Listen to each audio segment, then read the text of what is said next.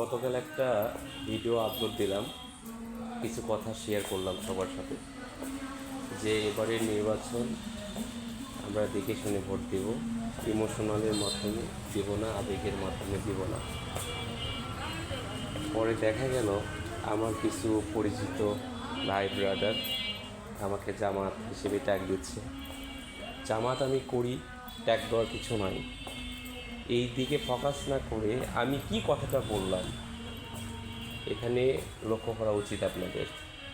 আমি বলেছিলাম যে আপনার এলাকার যে প্রতিনিধি যে দাঁড়াইছে নির্বাচনে, তার বিহেভিয়ার, তার চলাফেরা, তার ক্যারেক্টার, তার যাবতীয় সব কিছু আপনি দেখে ভোট দেবেন। সে কেমন, সে চলাফেরা করে, তার কাদের সাথে, তার ব্যাংক ঋণ আছে নাকি, সে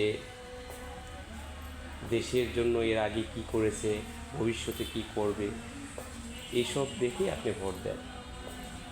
সেটা জামাত হোক, বিএনপি হোক, এনসিপি হোক, আমি এই কথাই বলেছিলাম।